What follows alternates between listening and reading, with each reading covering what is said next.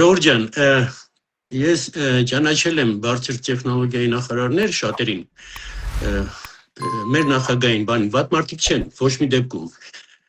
բայց մի մարդը, որը ընկերներից հետ որ խոսում են, գործարար ընկերներից հետ խոսում են, բան,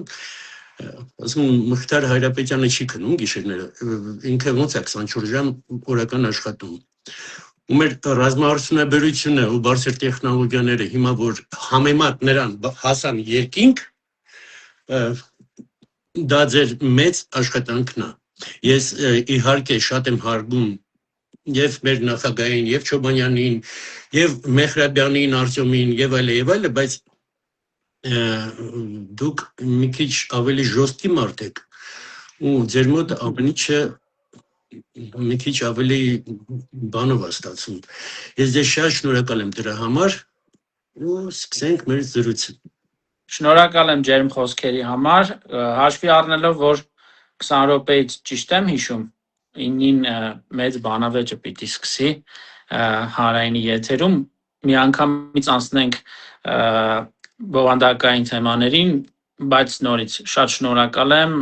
շոյված եմ այս տեսակ վերաբերմունքի համար։ Հիմա խնդրեմ հարցեր տվեք, փորձեմ արագ պատասխանել։ Եկեք այս 20 րոպեվա մեջ մենք կտեղավորվենք, պարոն Հայրապետյան։ Եկեք սկսենք այն ոլորտից, որում դուք եղել եք, հիմա դա արդեն ձեր ոլորտը չի, բայց все-таки դուք կառավարությունն եք ու հիմա ու այն ժամանակ եղել եք Սփյուռքի նախարար, այն ժամանակ նախարարություններ, մենք ձեզ հետ հանդիպել ենք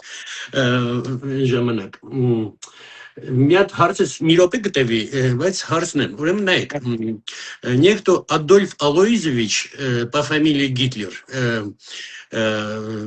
նստած էր Բերդում 22 թվին, 1922 թվին,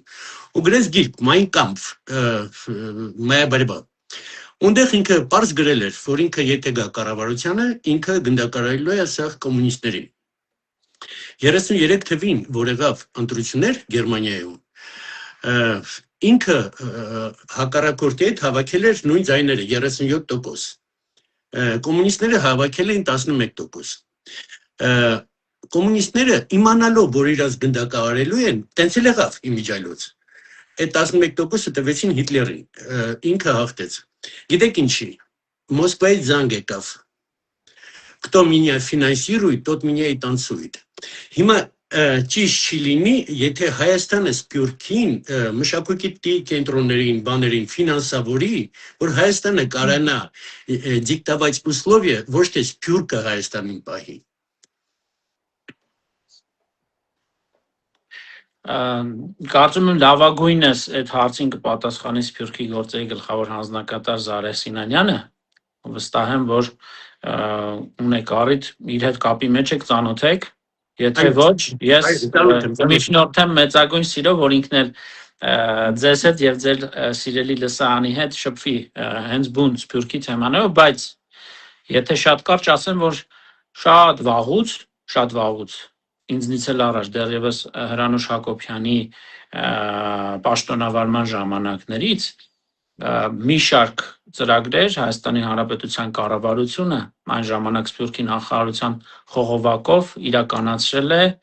տարատեսակ մշակութային կենտրոնների, թերթերի, պարբերականների ֆինանսավորում է իրականացրել եւ այսպես շարունակ, այսինքն այնպես չէ, որ նմանատիպ ծրագրեր չկան, բայց նաեւ հաշվի առնելով այն հանգամանքը, որ ի պաշտոն է վաղուց նաև չեմ առնչվում մանրամասնորեն, կարծում եմ գործընկերս շատ ավելի հանգամանալից կներկայացնի թե մեր քաղաքականությունները եւ այսպես կոնցեպտը Սփյուռքի հետ հարաբերություններում, որովհետեւ իմ կարծիքով դեռ 18 թվականին ես ասում եի, որ կլինի ուժեղ Հայաստան, եթե Սփյուռքը լինի ուժեղ եւ ճիշտ հակառակը Հայաստանը կլինի ուժեղ, եթե Սփյուռքը լինի ուժեղ եւ սա երկկողմ հոգատարության եւ երկկողմ պատասխանատվության հայեցակարգ էր առաջ բերում, բայց նորից ես ինձ թույլ չեմ տա շատ ավելին խորանալ, կարծում եմ, որ ինձնից ավելի կոմպետենտ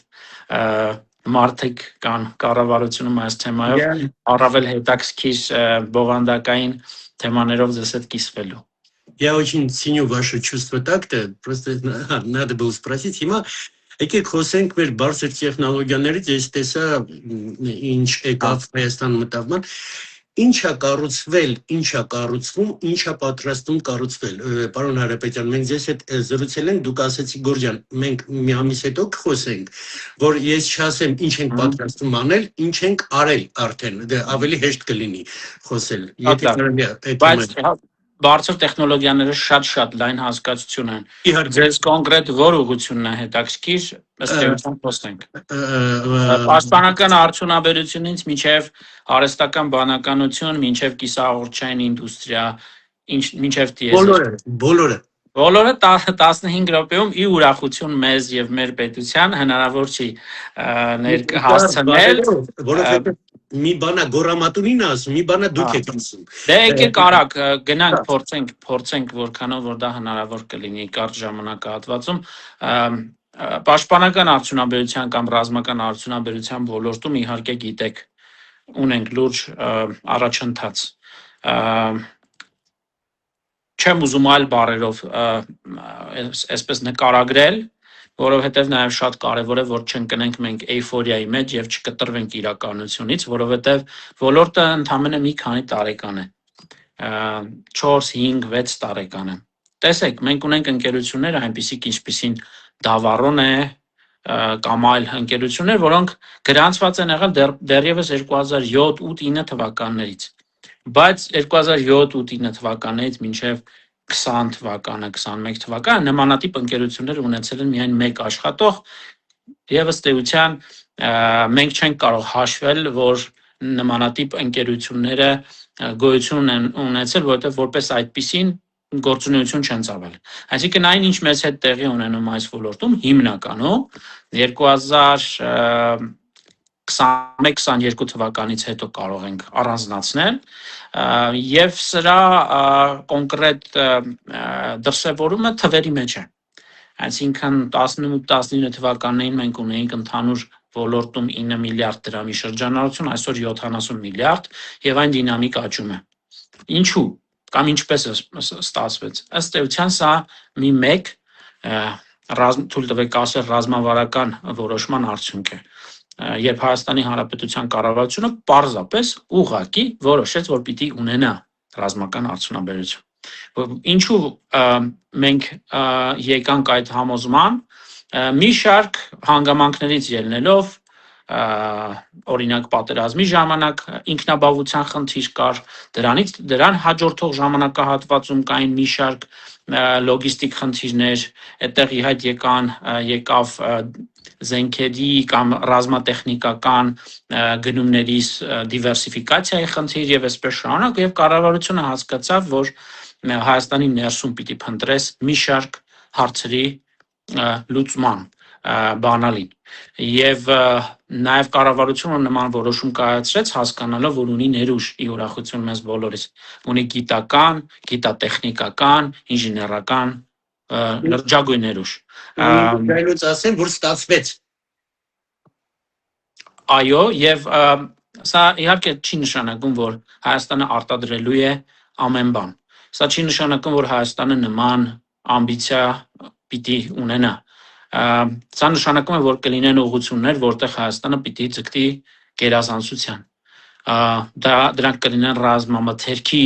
արդյունաբերություն, տրոնաշինություն, ռոբոտաշինություն եւ այսպես շարունակ։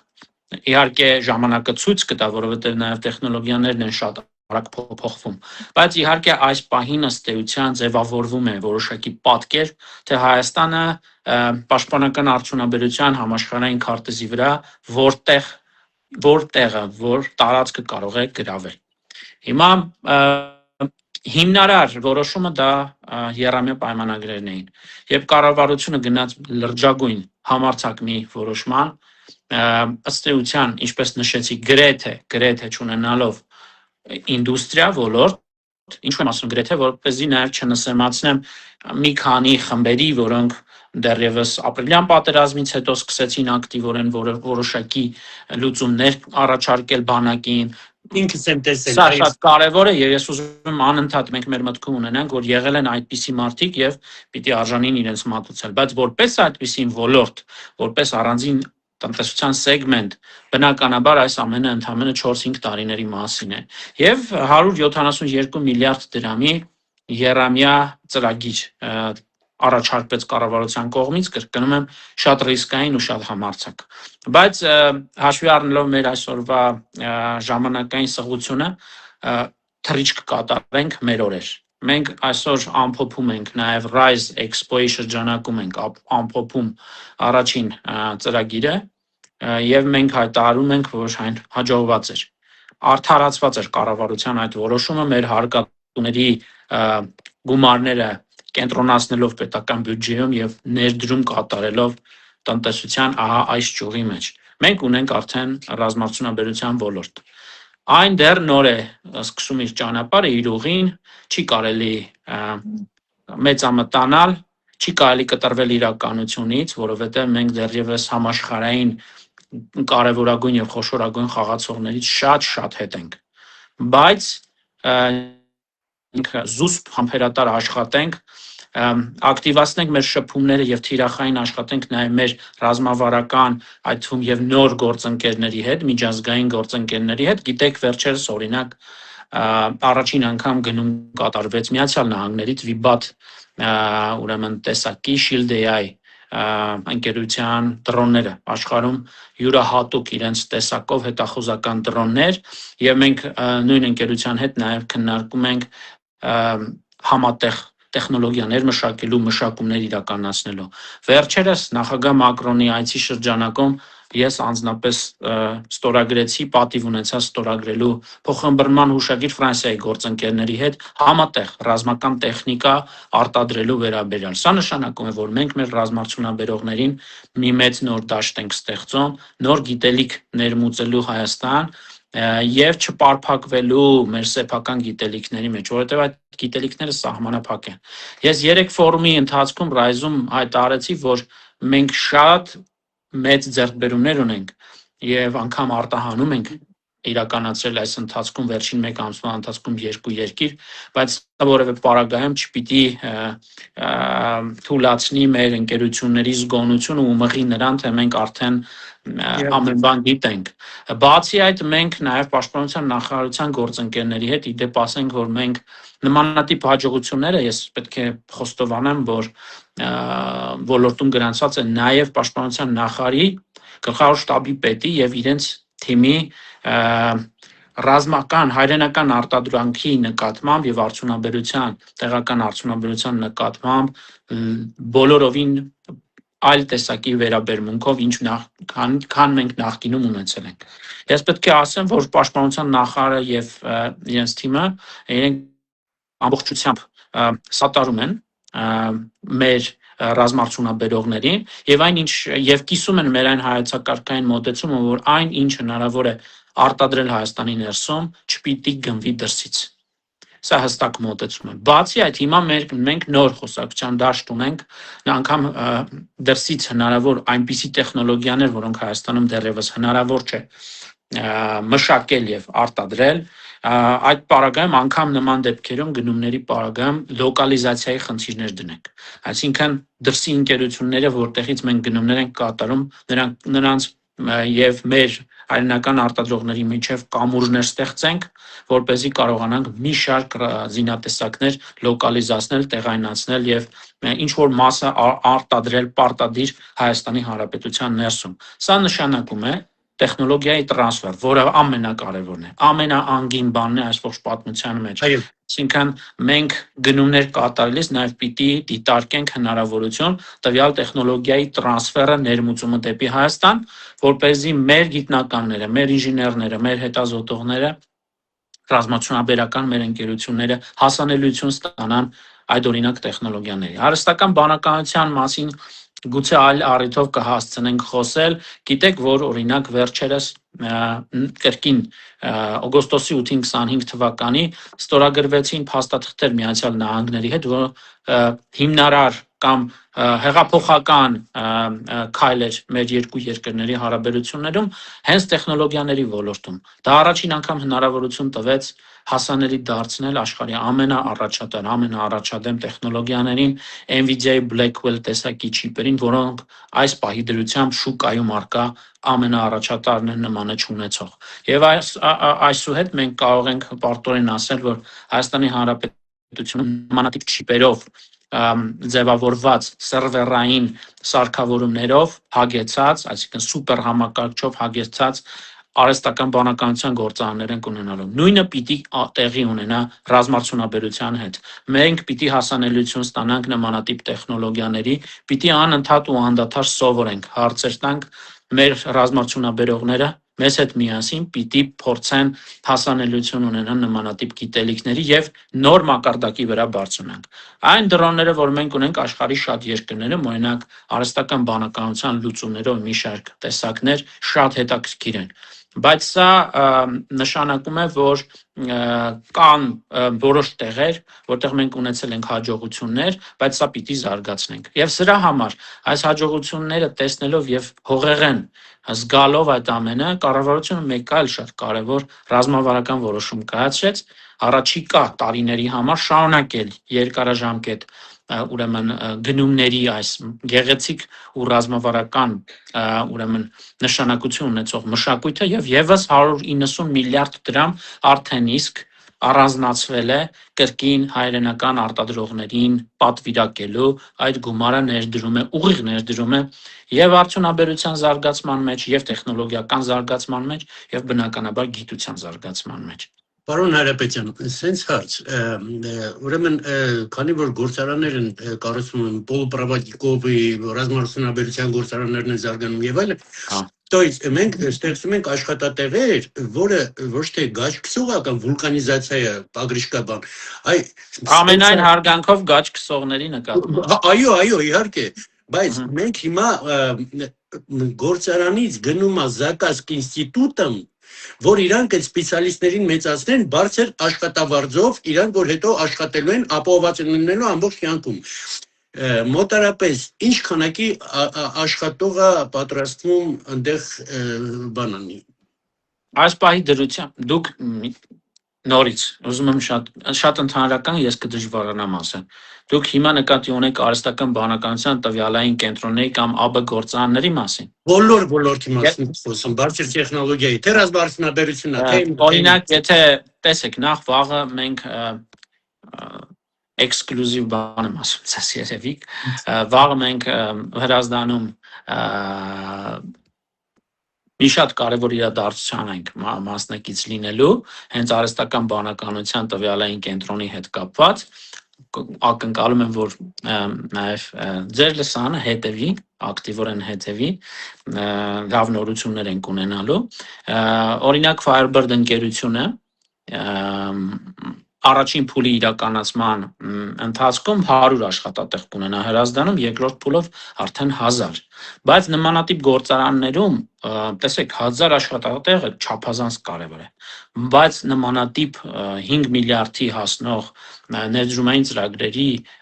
առանցքային նշանակությունը աշխատատեղերը չեն։ Դրանք այսպես հարակից կարևոր գործոններ են։ Սա բոլորովին այլ բանի մասին է, այնտեղ հիմնականում ավտոմատացված մեխանիզմների ու համակարգերի ներդրմամբ գեներացում է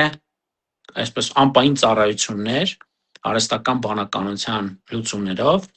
որոնք պիտի մատակարարվեն աշխարհի ամենաառաջատար տեխնոլոգիական հսկաներին։ Այդտեղ գեներացվում է լրջագույն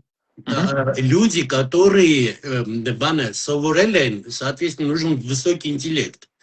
Հասկանում դրա մասին է խոսքը, որ այդ 1000 հոգի Հրազդանի համար դա քիչ տիպ չի։ Ռազմարդյունաբերական ընկերությունները բոլորովին այլ պատմություն է, այնտեղ եւ գործարանային, այսինքն արտադրական տարածքներ կան եւ կան ինժեներական եւ հետազոտական տարածքներ։ Տեսեք, մեզ համար ռազմավարական կարեւորություն ունի R&D-ն, այսինքն գիտահետազոտական աշխատանքները եւ փորձարարական մշակումները։ Ինչու՞, որովհետեւ մեր նպատակը նորարարություն, ինովացիա բերելն է այս ոլորտ։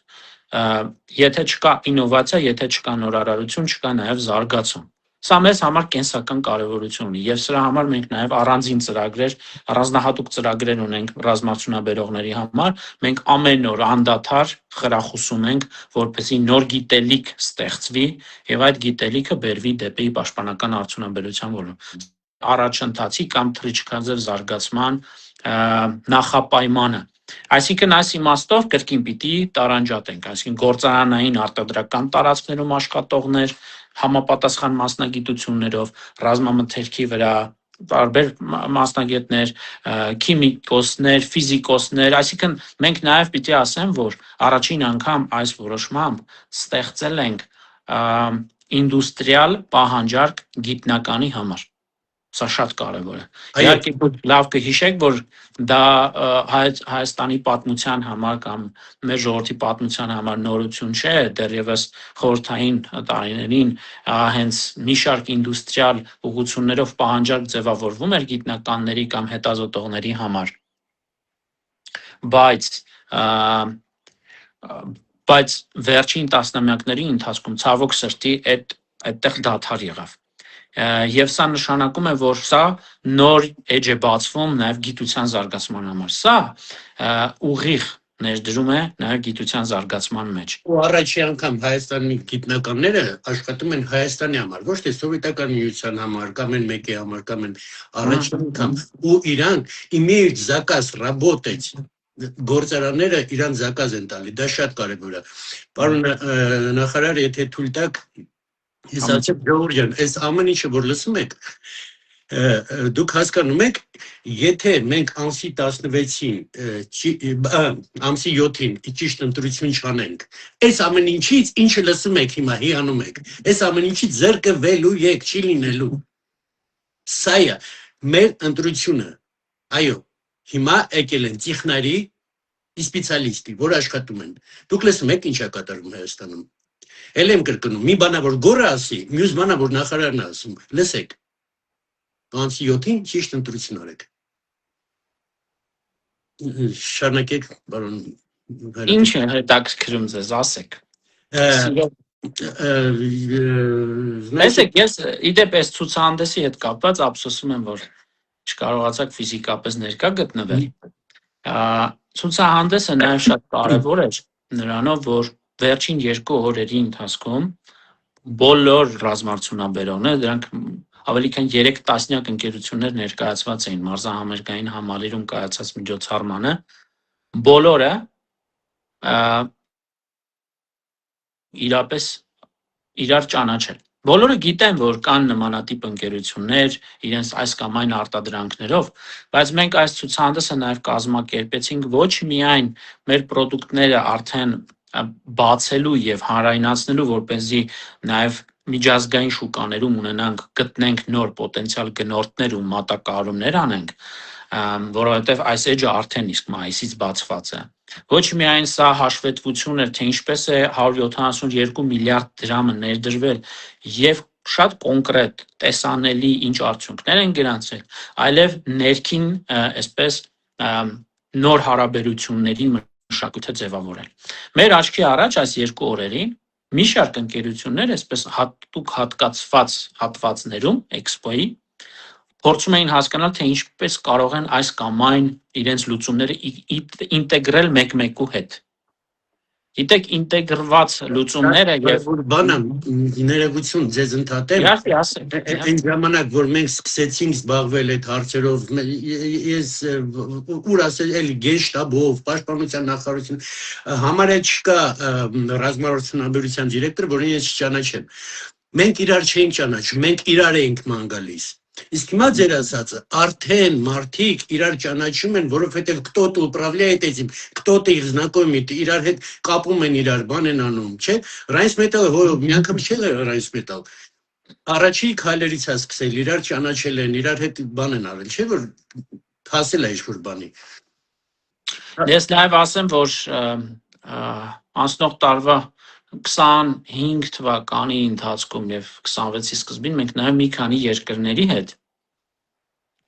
իրականացրինք փակ ձևաչափով։ Գիտեք, մինչև այս փուլը մենք այսպես բավականին փակ ենք աշխատել։ Համարել ենք, որ պիտի նախ առաջին երամյաների փուլը ավարտենք, ամփոփենք, որպեսզի մեր ռազմարտությունաբերողները գիտեք կան ժամկետներ մատակարարումների։ Այդ ժամկետները պիտի պահվեն, որպեսզի Հայաստանի Հանրապետության բանակը ստանա իր պատվիրակած արտադրանքները, հայրենական պրոդուկտները, եւ մենք ըստ էության փորձում էինք չշեղել մեր ռազմարտությունաբերողների ֆոկուսը, եւ ինչպես նաեւ հասկանում էինք, որ քանի դեռ չկան արտահանումներ, մենք չպիտի դեռևս այսպես բրավադայոտ կամ այսպես ճորոմ բարերով խոսենք, լուսանկարներ հրապարակենք եւ պայմանավորվել ենք, որ նախ առաջին փուլի ամփոփումը եւ առաջին փուլի արտահանումները կայանալու պարագայում նոր կգնանք այս ճանապարհով, այսինքն կհանրայնացնենք այն ինչ արդենից ստեղծել ենք։ Բայց փակ ձևաչափով մի շարք համագործակցություններ հասցրել ենք անել տարբեր երկրների հետ, ինչ էր տեղի ունեցել։ Ամենաառաջատար երկրների հիմա չեմ ուզում թվարկել, բայց դուք կարող եք պատկերացնել, որոնց հետ ունենք նաև ռազմատեխնիկական համագործակցություններ, զինված ուժերը։ Մենք այդ երկրների ամենաառաջատար, իսկ դրանք աշխարհի մակարդակով համաշխարհային հսկաներ են, այցեր կազմակերպեցինք դեպի Հայաստան այդ ընկերությունների կողմից եւ նրանք տեղում ծանոթացան հայկական մշակումներին, հայկական արտադրողների տարատեսակ լուծումների։ Այսօր մի շարք գուցե թե 1 տասնյակ հայկական ընկերություններ աշխարհի առաջատար այն երկրների, որոնց հետ մենք ունենք այդ օրինակ հարաբերություններ, վստահելի եւ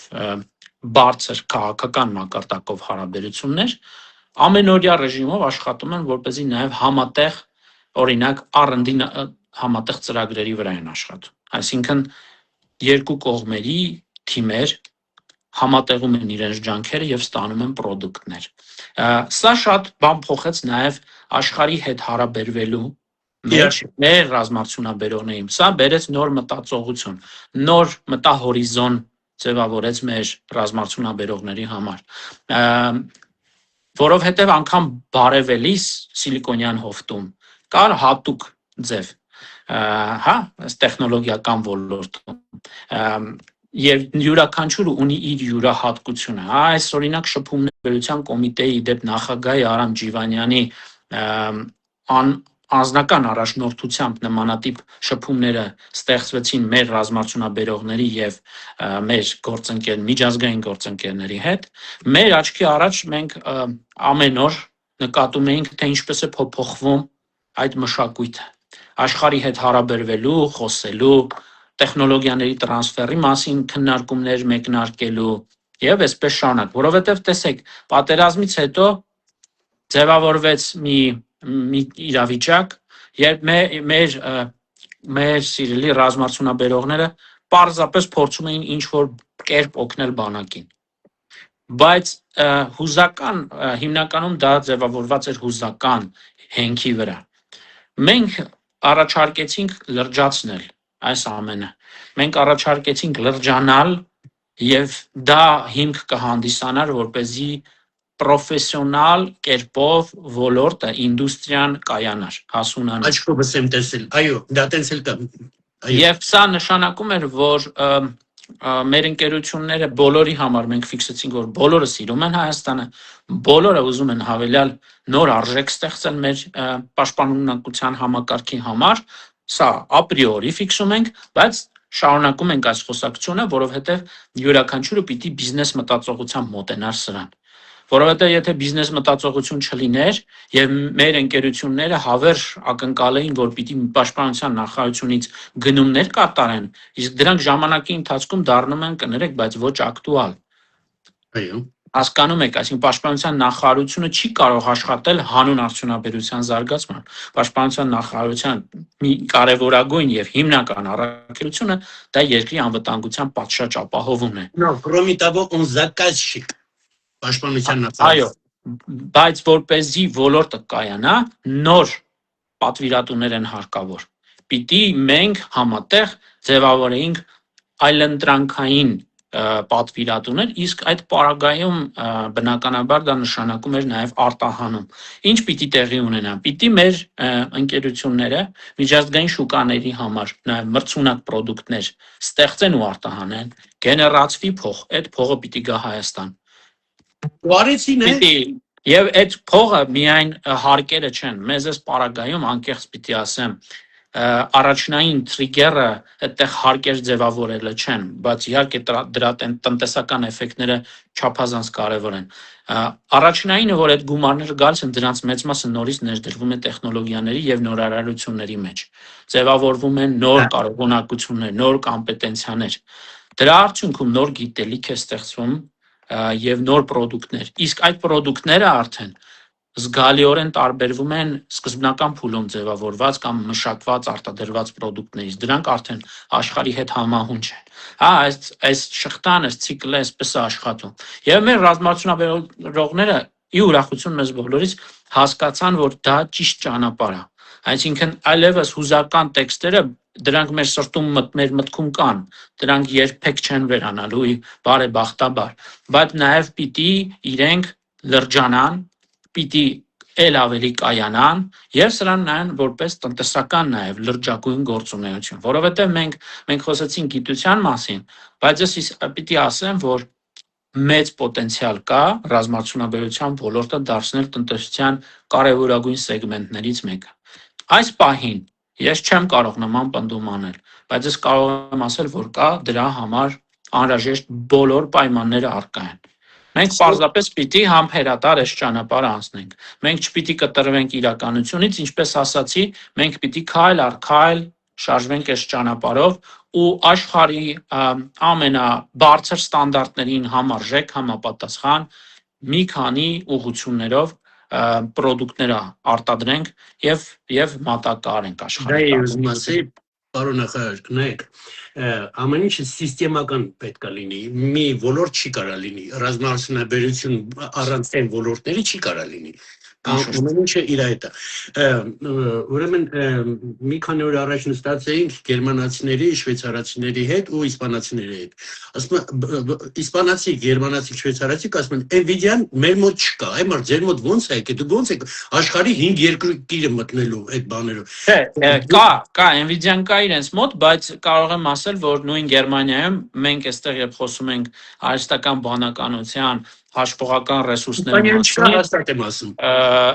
ծավալային առումով, երբ նոր գործարանները սկսեն աշխատել, գործարկվեն, դրանցից մեկը իդեպ Elevate-ը արդեն սկսեց աշխատել, առաջիկայում մենք սպասում ենք նաև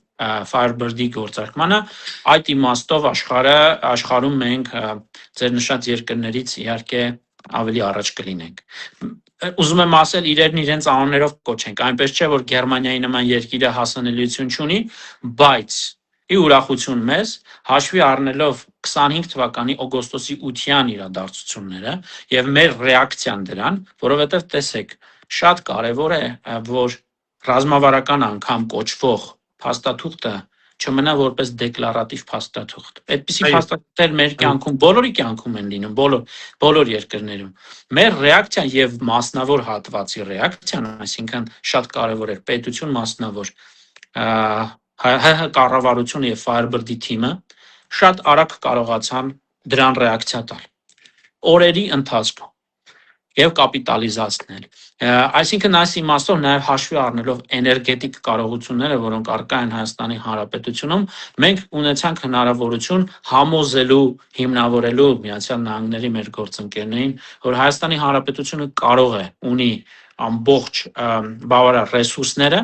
դառնալու տարածաշրջանային արհեստական բանականության գործարանների հաբ կամ հանգույց։ Ժորժ ջան, լսում եք։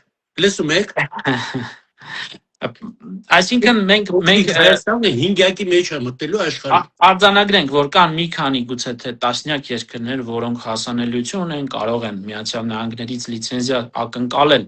ասենք 2 տասնյակ երկրներ, բայց հաշվողական ռեսուրսների քանակով մինչև տարեվերջ ակնկալվում է, որ Հայաստանը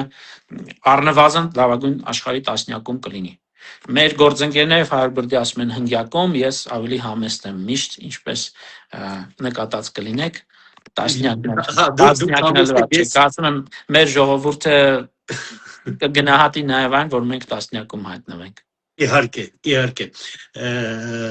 Պարոն Հարապետյան, նայեք ինչա։ Մենք 5 րոպեից պիտի ավարտենք ամենայն հարգանքով։ Հա, վերջի հարցը։ Արդեն հարց էլ չկա, ուղղակի ես ժողովրդին ասեմ, ձեր Ժորժ ջան,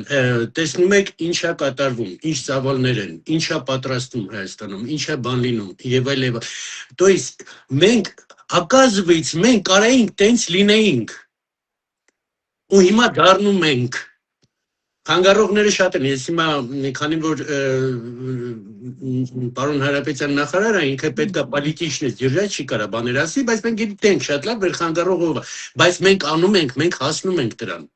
Ու ոչ ոք մեզ չի խանգարելու։ Ես ձեզ մի բան ասեմ, մի բան պիտի ասեմ։ Իմ բնույթով ես սովորեմ ոչ թե ավելի շատ այլ տեղերում փնտրել մեղավորների, այլ ինքնահայեցման ճանապարհով գնալ։ Ռազմարտունաբերություն չունենալու պատճառը ձեր ակնարկած պետությունը չի։ Ամենայն հարգանքով։ Սա իմ կարծիքն է, դուք կարող եք այն չկիսել։ Մենք որպես պետություն որոշում կայացրել, որ չպիտի ունենանք մեր սեփական արդյունաբերությունը,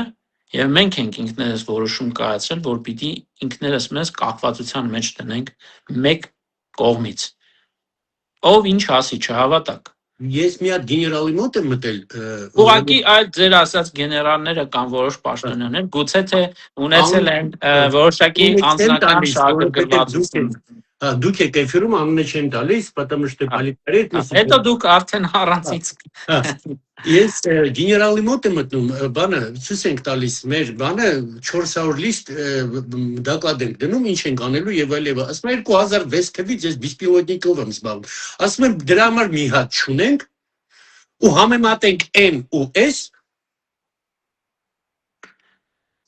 Բայց եկեք կենտրոնանանք դրականի վրա։ Մենք այդքան ժամանակ ու էներգիա չունենք անընդհատ նեգատիվով մեզ այսպես շրջապատելու, նաև մեր քաղաքացիներին։ Անկեղծ եմ ասում, մենք պատմական ժամանակահատվածում ենք ապրում։ Այդպես է ստացվել։ Եվ հնարավորությունների ժամանակաշրջանում ենք ապրում։ Եվ ես ասում եմ, որ առաջարկում եմ, որ բոլորս կենտրոնանանք ամեն օր այդ հնարավորությունները կապիտալիզացնելու մեր պետության համար։ Մնացած գնահատականները դրա համար կան ինստիտուտներ, իրավապահ համակարգ, մենք պիտի այդտեղ բարեփոխումները շարունակենք անել ու ապավինենք, որ իրենք իրենց աշխատանքը կատարեն։ Չէ, կիսում եմ, լրիվ հասկանում եմ, բայց հիմա ժամանակն է լուր, զուսպ աշխատելու եւ արդյունք ստեղծելու եւ օրեցօր զարգանալու։ Ես սա կենաց չի։ Ես ամենակեշում սիրում կենացներ, ես ուղղակի ուրախ եմ, որ նաև մեր քաղաքացիները եւ 28-ի, մայիսի 28-ի զորահանդեսին, բայց նաև եւ հատկապես ռայզի շրջանակում, որովհետեւ այստեղ բացառապես հայկական արդյունաբերական պրոդուկտներն էին ներկայացված, ուղղակի տեսան, որ չկան կենացներ, ընդհակառակը ուղղակի չէին սպասում շատ-շատեր։ Այսօր վարչապետը ինքը այցելել էր մարզահամերգային համալիր եւ ինքը ընթացքում խոստովանեց այդ թվում եւ ուղիղ եթերում ասաց, որ ճիշտն ասած ես 1 ժամ էի նախատեսել, մտածելով, որ կհասցնենք բոլոր տաղավարները այցելել։ Ի տխրություն շատ մեր գործընկերների չստացվեց, բայց ի ուրախություն մեզ 1 ժամում ուղղակի հնարավոր չէր ամենը տեսնել։ Այդ ինչ շատ լավ է։ Մխիթար ջան, մենք հիմա հրաժեշտ ենք, դուք շտապում եք, ես էլ գործեր ունեմ եւ այլն։ Ժորժ ջան, ուրեմն ով ինձ պատվիսկա եղած է, խնդրում եմ, որ ես չերես չասեմ, պարոն Հարապետյանը ասում է, հետո ես կրկնում եմ, ինձ լսում եք, միանգամից պատվիսկա եղեք Մխիթար Հարապետյանին, նախարարին ու ամեն ինչը с первых рук դուք իմանաք, հա։ Ու տեսնում եք ինչքան նորություն կա ու ինչքան լավ նորություն կա։ Ուժեղանալու ենք ու մենք հաղթելու ենք։ Սիրելի Գոր, շնորհակալ եմ։ Գրկում եմ ձեզ եւ գրկում եմ մեր բոլոր այն հետևորդներին, որ այս պահին իրենց թանկագին ժամանակը հատկացրին լսելու իմ եւ ձեր զրույցը։ Լավ երեկո։